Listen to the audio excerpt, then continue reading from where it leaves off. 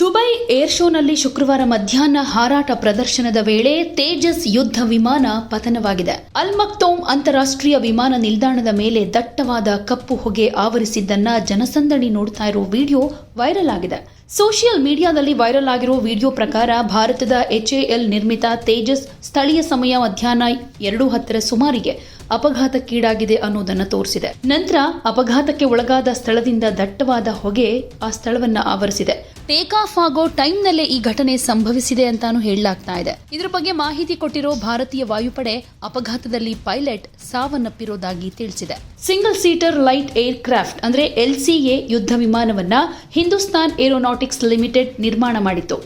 ಮಧ್ಯಾಹ್ನದ ವೇಳೆಗೆ ಇದು ನೋಡ್ತಾ ಇದ್ದ ಹಾಗೆ ಆಗಸದಿಂದ ಕೆಳಗೆ ಬಿದ್ದಿದೆ ಅಂತ ಪ್ರತ್ಯಕ್ಷದರ್ಶಿಗಳು ಹೇಳ್ತಿದ್ದಾರೆ. ವಿಶ್ವದ ಅತಿದೊಡ್ಡ ವಾಯುಯಾನ ಪ್ರದರ್ಶನಗಳಲ್ಲಿ ಒಂದಾದ ದ್ವೈವಾರ್ಷಿಕ ದುಬೈ ಏರ್ ಶೋ ಟೈಮ್ನಲ್ಲಿ ಈ ಅಪಘಾತ ನಡೆದಿರುವುದು. 2 ವರ್ಷಗಳ ಅವಧಿಯಲ್ಲಿ ತೇಜಸ್ ಯುದ್ಧ ವಿಮಾನ ಒಳಗೊಂಡ 2ನೇ ಅಪಘಾತ ಇದಾಗಿದೆ. ಮಾರ್ಚ್ 2024ರಲ್ಲಿ ರಾಜಸ್ಥಾನದ ಜೈಸಲ್ಮೇರ್ನಲ್ಲಿ ತೇಜಸ್ ಯುದ್ಧ ವಿಮಾನ ಪತನವಾಗಿತ್ತು.